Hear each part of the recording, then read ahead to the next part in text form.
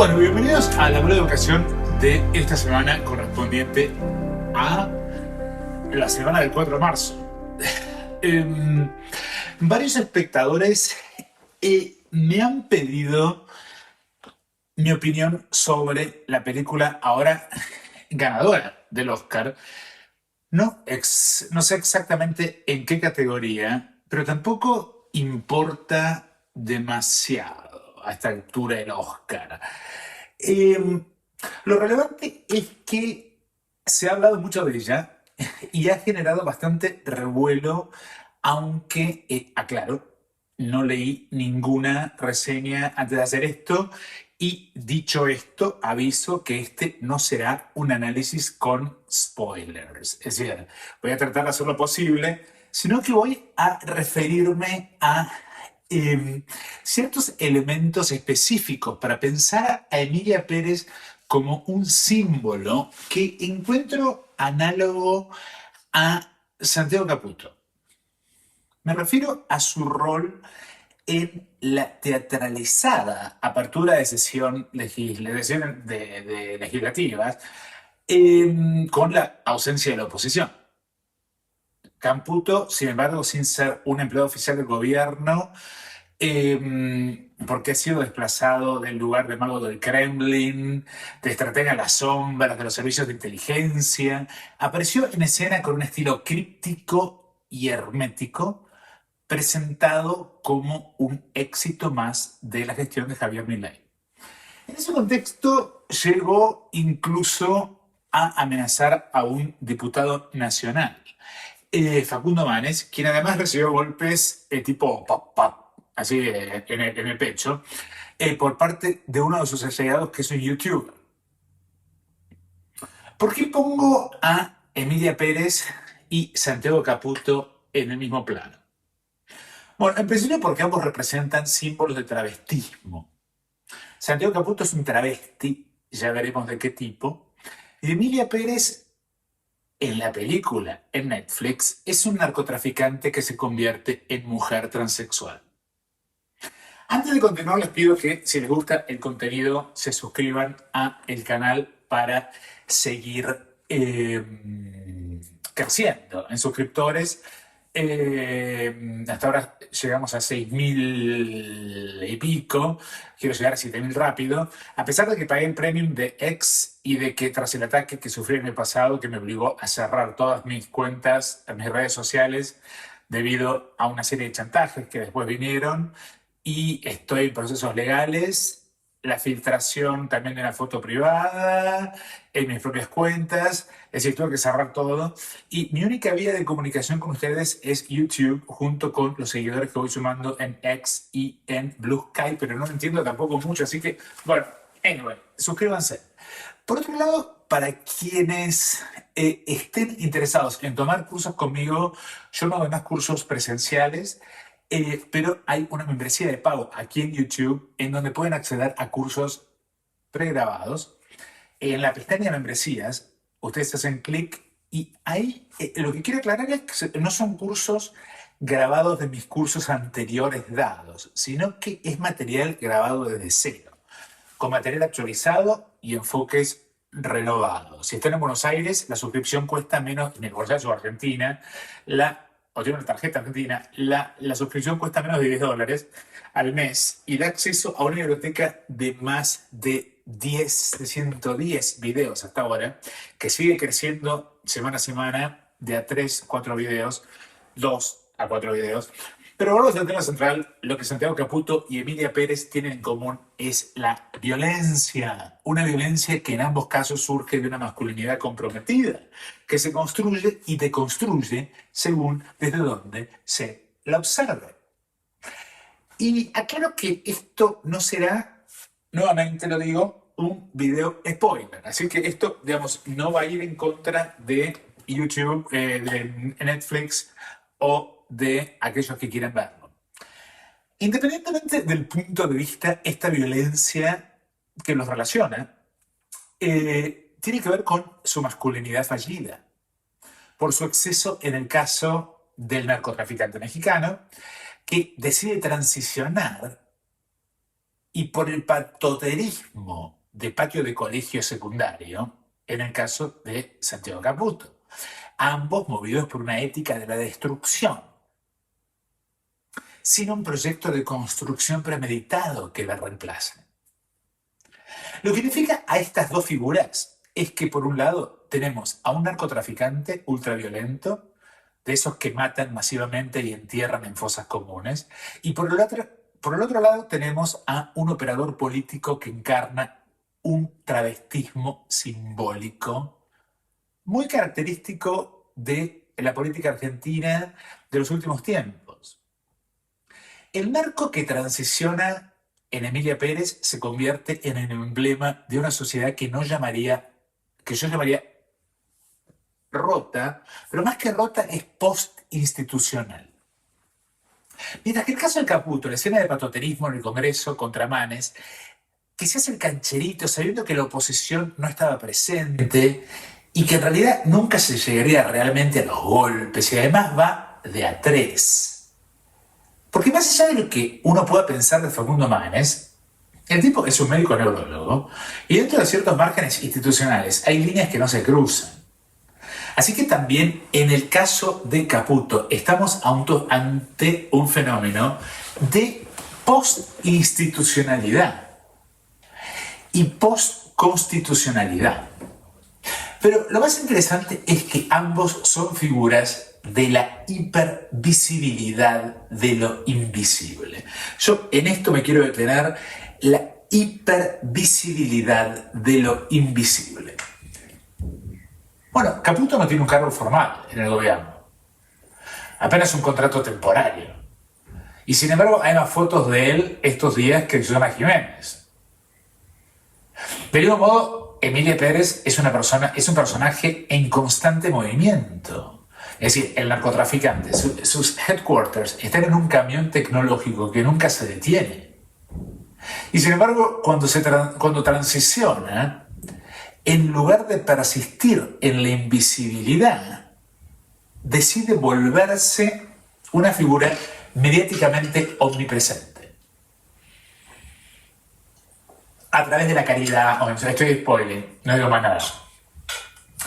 Estos dos ejemplos de masculinidad comprometida se construyen y deconstruyen a través de la violencia y la destrucción. Caputo se traviste de poder en las sombras cuando a todas luces no hay nada de eso. Emilia Pérez amenaza además con eso. Emilia Pérez es el superhombre nietzscheano, mexicano y asesino. Y lo que quiere es convertirse en una mujer civilizada y con sentimientos. Pero es imposible analizar a estos dos personajes sin las mujeres que los rodean y que en contraste terminan definiendo su masculinidad. En el caso de Caputo, su contraparte es Karina Milei. Y quienes no hayan visto mi video sobre ella pueden ir a verlo porque la biografía escrita por Victoria De Masi, que comenté extensivamente como reseña, vuelve a emerger como profundamente problemática. ¿Por qué? Porque el fracaso de ese libro, y hablo de fracaso, tiene que ver con cómo se narran las historias. Y acá no quiero ponerme demasiado teórico, pero toda narración, incluso la biográfica, incluso la periodística, es un acto de ficción. Cuando se hace periodismo siempre hay un filtro narrativo. La simple decisión de mirar un hecho y no otro ya implica una subjetividad proyectada sobre la realidad. La pregunta no es si una biografía periodística es o no ficción. Digamos, porque siempre lo es. La pregunta es cómo direccionar la operación ficcional sobre la realidad. Y en este punto, Emilia Pérez no es solo una película sobre la transformación de un narco en mujer. Es una historia sobre la misoginia trans. y la transexualidad como estrategia de supervivencia y, en última instancia, la metamorfosis como nueva oportunidad o la crisis como oportunidad. Porque la verdadera protagonista de la película no es Emilia Pérez, sino Mariela Mendoza, una abogada prieta, es decir, negra e indígena, que en la sociedad de castas instaurada por el Imperio Español carga con el peso de su identidad. Para quienes les interesa este tema, en la membresía del canal pueden acceder a mi curso de arte colonial, donde esto se explica en detalle en, creo que son 8 episodios. Al final, Emilia Pérez nos deja con 3 ejes fundamentales. La metamorfosis del hombre en lo femenino, y ojo, no dije mujer. La visibilidad de lo invisible como una condición de imposibilidad social. Y la metamorfosis como caos. Como le decía, Mariela Mendoza es una abogada de pueblo que se traslada a Ciudad de México, un personaje nuevo dentro de la cinematografía actual. Y me refiero también a la ciudad, o fundamentalmente me refiero a la ciudad, que hasta ahora no había aparecido en el cine de esta manera, es decir, la megalópolis latinoamericana como fenómeno único en el mundo.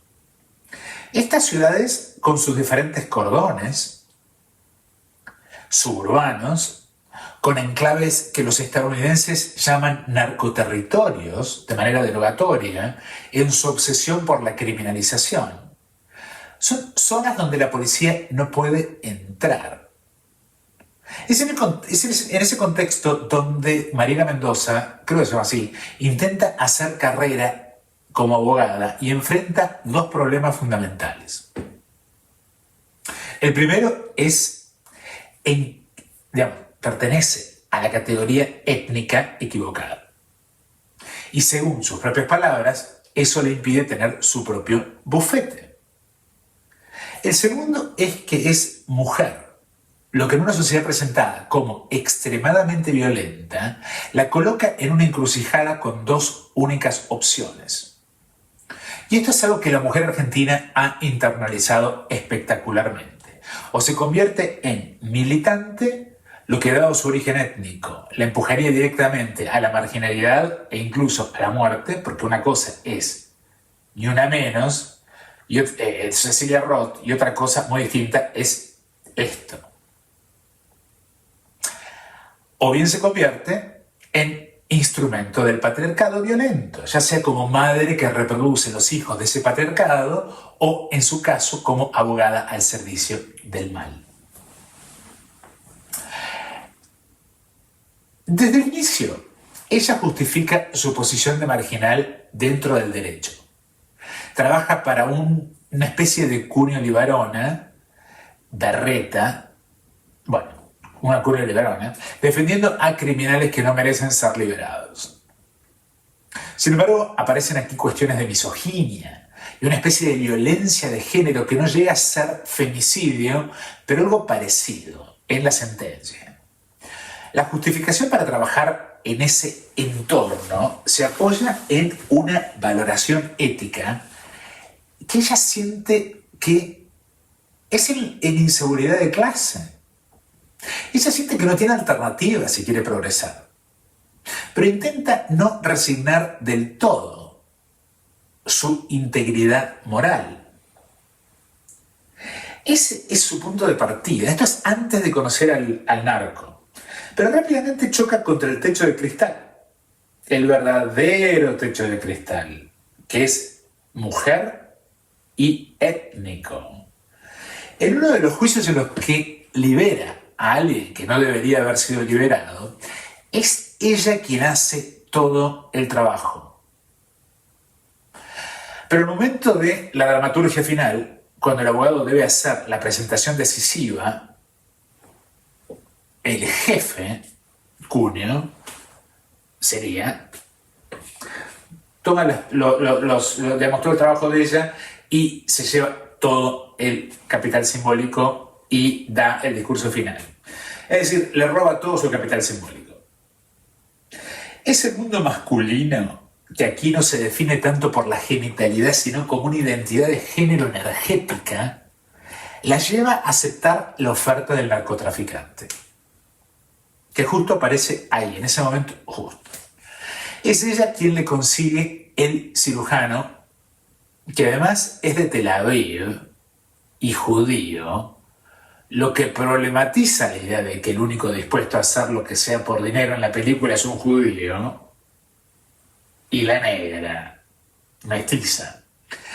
Es también ella quien organiza el exilio en Suiza para su familia, la familia del narcotraficante que tiene 2 hijos, mientras se recupera de la operación para volverse mujer. Pero en realidad no es eso, no quiero spoiler.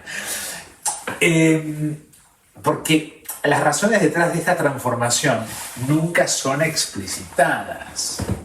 ¿Quiere ser mujer realmente o quiere invisibilizarse?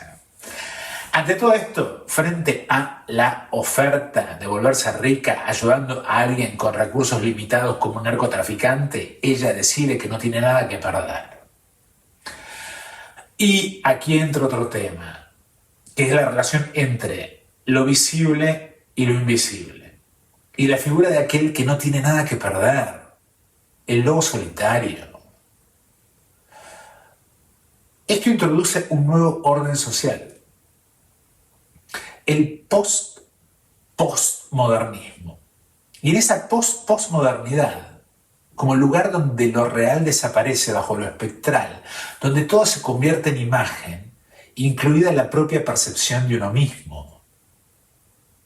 Si uno tiene dinero, porque ni siquiera es cuestión de suerte, y se psicoanaliza, lo único que obtiene del psicoanálisis son herramientas para reinsertarse en un mundo donde todo es transacción, donde hasta los afectos son transaccionales y donde las comunidades basadas en valores compartidos simplemente dejan de existir. En ese sentido, Mariela Mendoza es la verdadera heroína o protagonista de la película, la abogada. Pero su gran decisión es si se pone a disposición de este mundo masculino, que la película representa como una red de clubes basados en pactos de violencia y sumisión. Esto lleva a la película a una exploración de la femineidad como lo deseable éticamente, pero imposible en la práctica. Esto es clave. Y esto nos lleva de vuelta a la biografía de Karina Milei y a su transformación, que es el fracaso de Demasi, que en la película no se puede abordar del todo. La Karina repostera, femenina, tarotista, espiritualista versus la Karina Milei masculinizada, corrupta y potencialmente epicentro de una red de tráfico de influencias, cleptocracia y estafas. Cripto. O como le llama su propio hermano, el jefe, una figura que podría terminar destruyendo su carrera política. Y además es el jefe. Hay algo de travestismo ahí. Karina, el jefe. Ahora bien, hay algo que diferencia a estos personajes que sufrieron bullying de chicos, teóricamente, y luego lo trasladan a los más frágiles, amplificado por el poder político. Es decir, como que they pass it forward. Ese es el tema que más me interesa de la película y de la figura de Santiago Caputo. La invisibilidad visible. Y digo esto porque me identifico mucho con la condición del invisible visible. Parte de mi lugar en la sociedad tiene que ver con mi hibridez o mestizaje en múltiples dimensiones. Identidad de género, sexualidad, posición social, clase, fama, etnicidad, educación. En un momento clave de la película, vemos el instante de la transfiguración de la abogada que facilita el empuje hacia el narcotraficante para hacerlo transexual. Es decir, hay varias cosas. Con lo que me identifico y considero a la vez una fuente de posibilidades y causa de muchos o la mayoría de mis problemas es esa visible invisibilidad. Al menos desde que me mudé a Inglaterra y creé el blog, porque antes en Argentina estaba como no me daba cuenta de eso. Pero desde la cancelación sobre todo es como que se hizo evidente para mí. Hubieron dos momentos traumáticos de mi vida que donde tuve que reconocer los cadáveres de mis padres. Literalmente. Uno murió en un hospital público, la otra en el sistema privado más exclusivo. En ambos casos la escena fue la misma. Los cuerpos literalmente fueron tirados hacia mí como desechos. Fue una experiencia no humillante, sino inhumana y de indignidad. Y siempre me pregunté por qué. Y acá entra otro tema, que es la eugenesia invertida. Porque siempre se acusa al blanco de nazi. Pero ¿qué pasa con los morochos? Con el híbrido peronista que automáticamente es asumido como étnicamente benigno. En México, esto es un tema de debate de hace siglos. Pero en Argentina no. Allí la discusión aparece con el peronismo y su política de unificación, donde el cabecita negra constituye al pueblo peronista, que reemplaza las particularidades culturales y divide a la nación entre descendientes de europeos e indígenas. En ese contexto, los que quedamos en el medio dependemos de una serie de variables muy personales y subjetivas. Capacidad personal, genética, educación, calidad de la educación. Y creo que en esas categorías a mí me tocó una buena mano de póker. Sin embargo, la inestabilidad económica argentina me impidió integrarme del todo a una sociedad de grupos. Ser hijo único tampoco ayudó.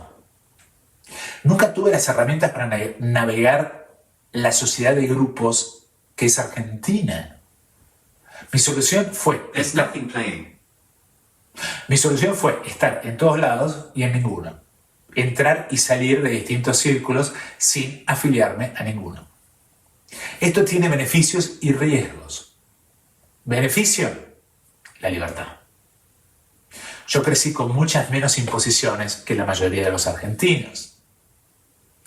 Pero se traduce de otra manera en Inglaterra, que es una sociedad de castas y de clases. Muy diferente a la lógica del country y la parroquia de Argentina. En Inglaterra, tu acento te delata. Hablas con un inglés equivocado y ciertas posiciones sociales te quedan vedadas. Pero ser extranjero como yo, haber estudiado en universidades de élite, siempre becado, me permitió saltar esos obstáculos que en el 90% de los ingleses es imposible de sortear. Y esto genera resentimiento. Otro mecanismo de control es el laboral en Inglaterra. Al no depender de una carrera convencional, yo no pueden ubicarme. Pero esto también tiene sus riesgos. Por ejemplo, en Grecia, me preguntaron si era narcotraficante una vez, porque veraneaba ahí, me pasaba unos cuantos meses. La invisibilidad visible. La invisibilidad visible es en realidad una diferencia que se hace evidente solo en ciertos momentos. Y cuando se vuelve visible, suele ser vista por aquellos que valoran la autonomía, pero también por aquellos que la envidian. Y de la envidia al odio hay un solo paso. Esto ocurre en Argentina y en Inglaterra. Y aquí entra otro tema, que es la homosexualidad. Lo que antes era un estigma, hoy se percibe como una forma de libertad, la independencia de la estructura social basada en la familia. Ese esquema Ponzi en que nuestros hijos y las futuras generaciones son la inversión. Pero eso, para mí, como homosexual no significa nada. Tal vez por eso a Milei lo mandan a acusarme o acusarnos de pedófilos. Además, yo puedo pasar por europeo cuando quiero, pero también jugar la carta de latinoamericano, exótico, cuando me conviene. Y eso es un arma de doble filo, porque lo exótico calienta, sobre todo cuando no estás hecho, digamos, mierda, después de una vida de sacrificios para mantener una familia. Y eso te convierte en un target social. En principio porque te moves a otra velocidad. Y como dice Mariela en la película, porque tenés mucho menos que perder. Y no tener nada que perder tiene muchos beneficios, sobre todo en momentos de crisis, cuando la cosa se vuelve más dura y más existencial. Y bueno, esto te lo cobran. En la película esto se ve claramente en la escena del juzgado, cuando las mucamas aparecen para limpiar tras el juicio. Y en lugar de solidarizarse con Mariela, a la que recién había cagado Cunio, como una de ellas, la envidian y la empujan a su destino final, con preguntas que le incomodan. ¿Por qué no te casás? ¿Sos lesbiana? ¿Por qué no tenés tu propio estudio de abogados? Y se responde: porque soy negra. Lo mismo me pasaba en Argentina, en mi departamento de Recoleta. Para el portero yo era una especie de traidor, y más allá de mis manierismos, vocabulario o presentación, había algo más profundo, algo que está casi a nivel genético, que nos une y nos diferencia. Lo mismo ocurre con los privilegiados progresistas, que son una casta, se ayudan entre sí. Primero, me invisibilizan porque no merecería el lugar que ocupo. Época del blog, la primera. Pero bastó con el reconocimiento de una autoridad que ellos ven como superior, que es Estados Unidos, para que se vuelvan literalmente locos y dejen salir lo más fascista de su ser. Por eso creo que el tema de la invisibilidad es clave. No me sorprende que tras mi video sobre su libro, sobre Karina Victoria de Masi, en privado, me insultó diciendo, el insulto fue que tengo que pasar la gorra. Porque el insulto es yo soy pobre. Para ella, pasar la gorra es un insulto. ¿Te acordás? Como para la Wally Diamante, ser gordo es un insulto. Y en el libro, De Masi, digamos, no odia a Karina Milei por corrupta, sino por repostera.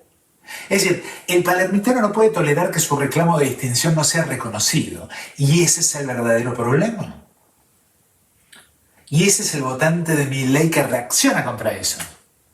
Pero volvamos al tema que nos convoca, que es el travestismo de Karina Milei, que adopta un rol masculino bajo el seudónimo del jefe, un alias que no casualmente es masculino.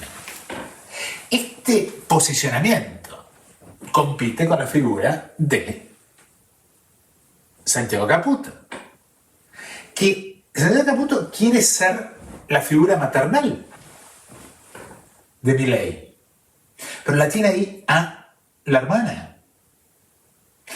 Es decir, es una especie de Virgen María que tras la dormición y la asunción se transforma en su esposa. ¿Cuál es la moraleja de todo esto?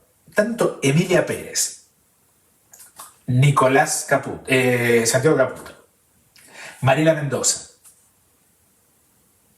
la abogada de Mireya Pérez en la película, y Karina Milei, de Emilia Pérez, parecen encontrar en la violencia y la destrucción una forma de evitar el dolor anticipado del resentimiento de los otros, que aprieta desde dos lados. Por arriba, el patriciado blanco y los ricos sponsors. Por abajo, los morochos descontrolados, resentidos, y los pobres demandantes. En ese escenario, quienes no tienen nada que perder van por todo. Y en ese ir por todo se produce una metamorfosis de la que es muy difícil volver. Es una decisión de vida, para la cual hay que estar preparado. O la haces o te retirás. En el gobierno de Milei, Santiago Caputo ya comienza con un problema, su nombre, puto. Es interesante notar que tanto el ministro de Economía como el ex jefe de la CIDE, o actual, llevan en su nombre la palabra puto. En el gobierno, digamos, que nos remite a la primera gran marcha de protesta contra Milei, donde a los putos los acusaban de pedófilos.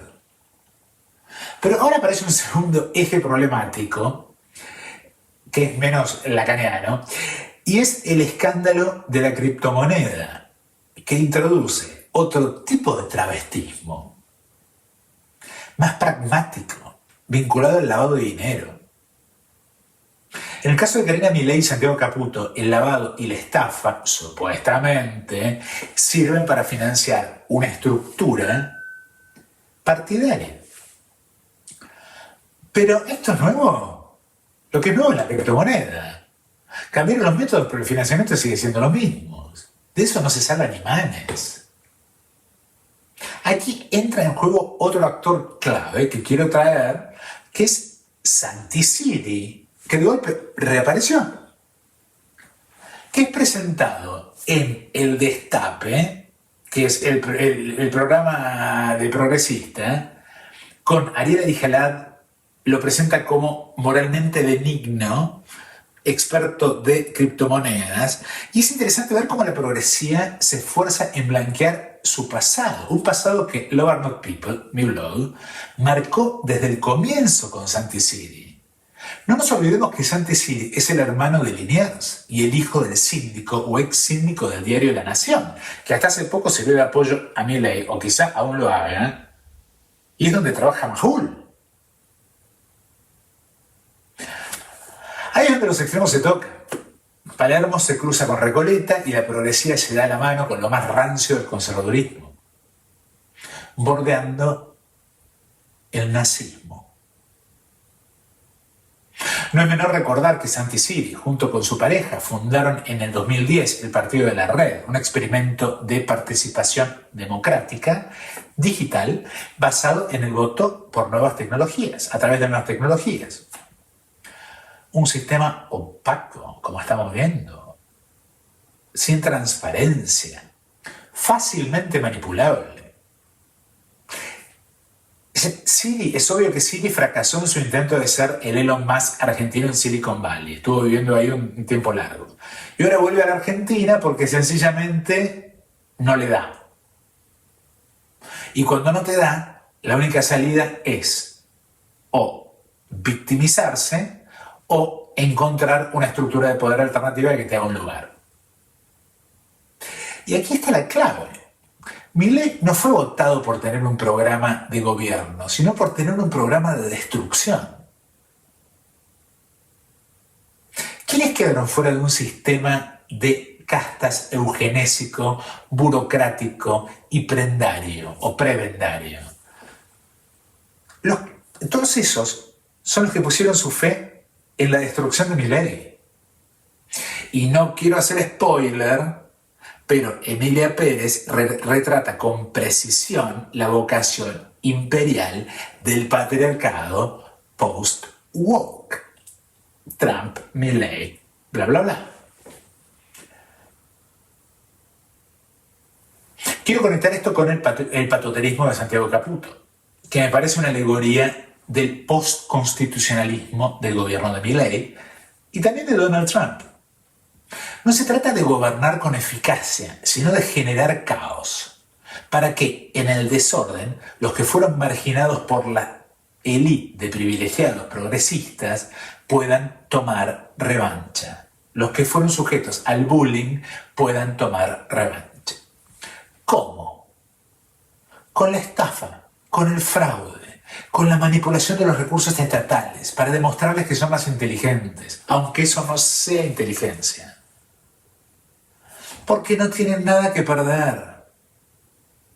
Entonces, a esta altura, ¿qué son Javier y Karina Milei sino corderos sacrificiales de una clase timbera financiera que les prometió participación, pero que en realidad ya los empezó a churar? En el proceso, la sociedad vuelve a polarizarse y este es el problema. Y caemos una vez más en el círculo vicioso argentino. Mártires y demonios, héroes y villanos, éticos y corruptos. Por eso cuando veo a Ari Alijalad, Santi Siri y la progresía ni una menos, igual que Malosetti Costa, a Daniel Gijena no lo meto porque es nazi, se nos impone una pregunta. ¿Debemos creer en su ética y en su expertise solo porque ellos lo dicen? Y respecto de los demonios, Santiago Caputo, el Gordo Dan, Milei, ¿son así de tontos o fueron seleccionados deliberadamente para hacer una performance de masculinidad fallida? No hay más que ver a Lilia Lemoine para entender que ni ella sabe el lugar que ocupa. Lo que describe todo esto que estoy planteando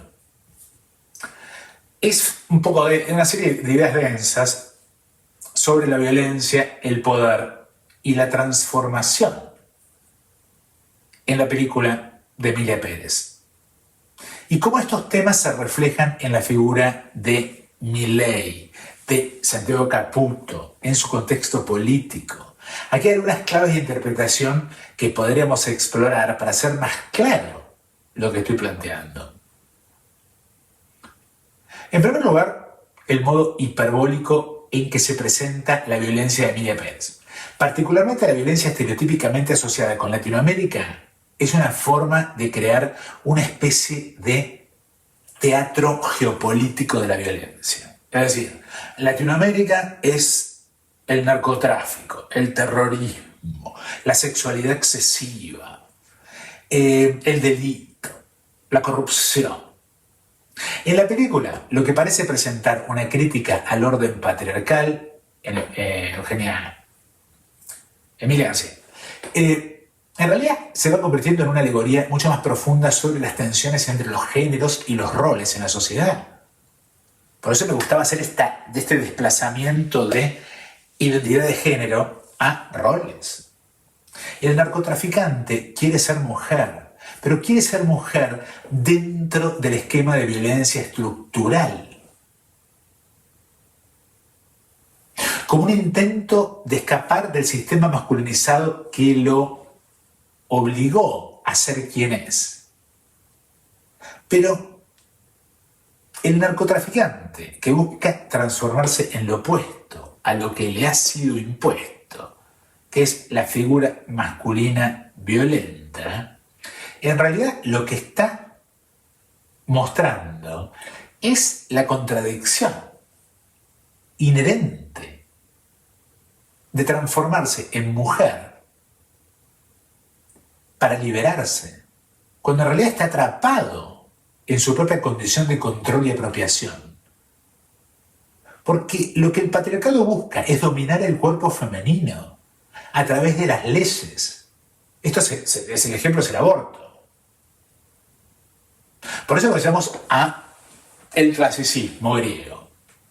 El Partenón, en su representación de la dominación masculina y la creación de Atenea, de Palas Atenea, a partir de un golpe, Zeus pariendo a la diosa. Es un símbolo del nacimiento de la violencia masculina, pero como un principio divino y natural, en donde la violencia tiene su origen en el ser madre. Zeus es madre. La transformación que el narcotraficante busca, lo mismo pasa con Cristo, es decir, con Adán y Eva. Eva nace de Adán. Entonces, esta metamorfosis que el narcotraficante busca tiene que ver con el dominio de la mujer y el poder de la mujer de reproducirse. Quiere decir que esta metamorfosis narco hacia la feminidad, en su sentido más complejo, en realidad en la película replica la lógica del falocentrismo. Es decir, en Emilia Pérez y en la estafa cripto de Milei, los dos parecen mostrar cómo la democracia es, en cierto sentido, el emperador desnudo, que funciona a través de procesos teatrales. Milei con un discurso destructivo y polarizador, en un manejo de la violencia institucionalizada que estructura a la sociedad argentina desde antes de él.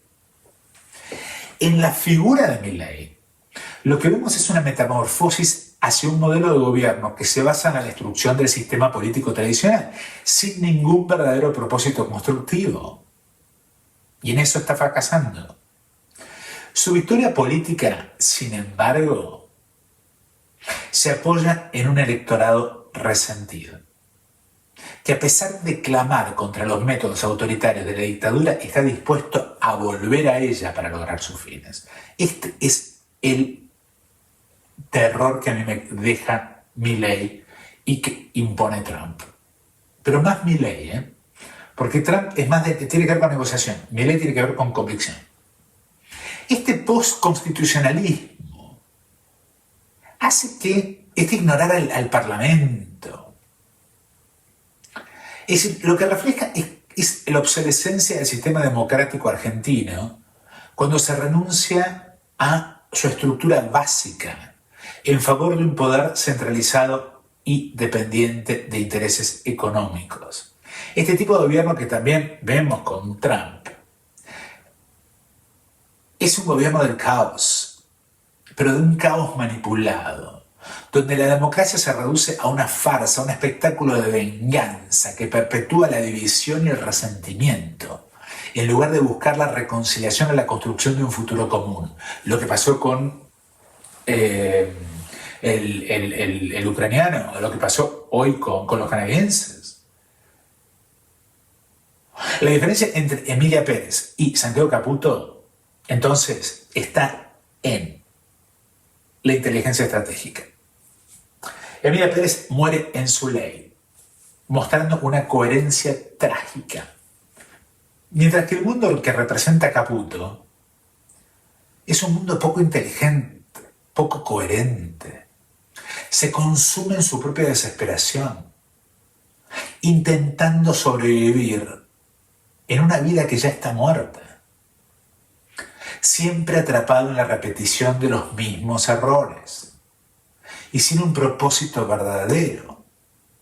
La película y la figura de Milei, por tanto, revelan no solo la tragedia o el contraste entre la tragedia de los individuos atrapados en un sistema de opresión y de control, sino también cómo el poder lo que termina siendo es transformando a aquel que no tiene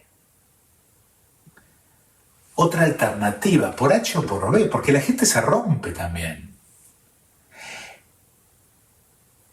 Pero la transforma en algo que... Digamos, yo creo que acá lo voy a resumir así, lo que dije hoy. Acá tenemos, por un lado, esta invisibilidad visible que es una ventaja, pero también es un problema en una sociedad de grupos o en una sociedad de castas. Porque uno rechaza, se vuelve mercurial, uno se vuelve líquido. Y lo que la sociedad no tolera es esa mercurialidad. Por eso, a mí me pasó mucho, sobre todo con amigos que venían del blog, no mis amigos de la vida, históricos, sino los que venían del blog, que venían, digamos, con una imagen que en realidad era una proyección espectral. Es decir, José Huidobro, el marido de Alexandra Kejaioğlu, en un momento en Grecia, estaba yo con ellos, estaban agarrando, pero tipo al lado de los hijos, a las trompadas. No las trompadas, pero se decían las peores barbaridades. Yo estaba ahí atónito. Y en un momento José dice, porque yo quiero ser como Rodrigo, que es libre. Y esto es un elogio, pero también significó que meses más tarde usó un momento mío de crisis para estigmatizarme de la peor manera posible. Y a partir de ahí, su propia cobardía lo fue haciendo que se protegiera él y su mujer, una herederita, no, por el dinero, para convencerse sinergéticamente, es decir, como si fuera un átomo, de que eran superiores moralmente. Por supuesto, esto, digamos, a mí, voy a hablar con una amiga de esto. No de ellos, sino de esto, de este fenómeno, que digamos que me pasó mucho, ya a esta altura a los 53 años. Uno puede comenzar a meditar sobre estas cosas. Y a mí lo que me pasó con mucha gente que se acercó por el blog, es decir, a través de una ficción de fragilidad, una opción estratégica de visibilidad, de mi invisibilidad, que cuando me conocen, se fascinan y luego esa fascinación se transforma en resentimiento.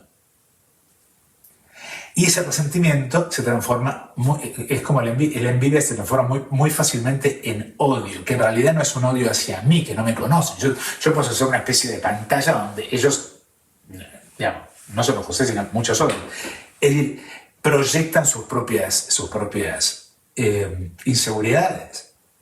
Es decir, yo tuve que escuchar cosas tipo, por eso todos te abandonan. Digo, loco. Digamos, mirame, tipo, yo no estoy abandonado. Y digo, y si estoy abandonado, pero a mí, es decir, es porque, digamos, si no quiero tener amigos, es un asunto mío, que además no es verdad. Lo que pasa es que mis verdaderos amigos, yo los escondo. Es decir, yo no soy boludo. Y visibilidad, invisibilidad.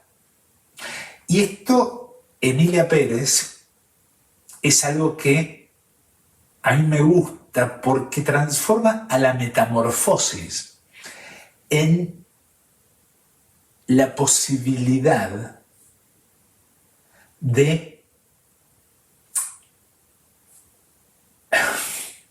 la promesa de una nueva vida en vida o más allá de la muerte. Depende del precio que se quiera pagar por esa metamorfosis. Es decir, todo en la vida tiene un costo. Y son decisiones que se toman. Y esto no, digamos, yo no estoy hablando de la redención, yo no soy el ángel de las salas del deseo.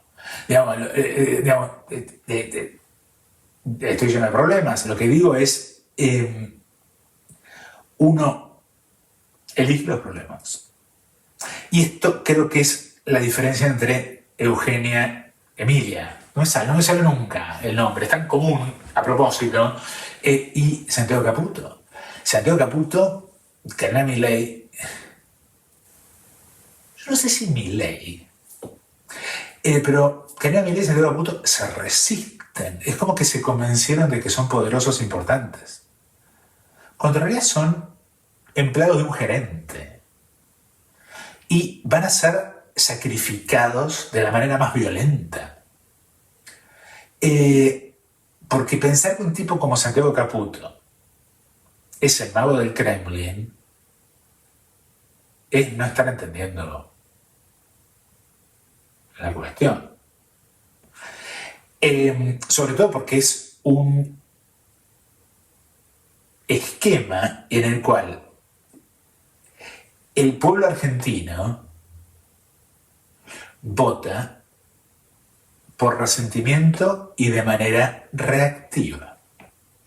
El primer comentario de Victoria De Masi a mi video dedicado a analizar su libro fue: vos tenés que pasar la gorra. Es decir, no se le ocurrió otra cosa. queso. El primer comentario de Oli Diamante a mis, digamos, sátira es: vos sos gordo y inhumano. ¿Por qué? Porque digo que vos sos el facilitador del lavado de cara de aquellos que están en el centro de la corrupción y la timba financiera en la Argentina. ¿Qué te crees? ¿Estás libre de esa responsabilidad? Santi Siri, de la mano de Ariel y Jalad y Navarro, digamos, como el experto criptobenigno, porque hay buenos y malos. Digamos, por eso tenemos las cripto, ¿no? Y no tenemos, y no nos aferramos al oro, sino que nos aferramos a cosas que son flotantes. Y estos significantes flotantes, bueno, tienen que ver con esta identidad a la que yo me estaba refiriendo de el visible invisible. El problema es que una cosa es ser un significante flotante, y otra cosa es manipular como dinero un significante flotante y pretender que esa persona es inherentemente benigna. Es decir, obviamente, por medio de esos mecanismos se está evitando pagar impuestos, se está evitando, se está lavando dinero. Porque hasta ahora la discusión es en términos de casino, pero no en términos de justicia o distribución social, porque para eso lo tenemos a Grabois, que es, digamos, que es el blanquito palermitano que habla en nombre de la bondad e incluso habla en contra del diablo. Me pregunto dónde estoy yo en ese tema, porque capaz que caigo al lado del diablo, ¿eh? No será la primera vez. Nos vemos la semana que viene. Vean la película, está buena.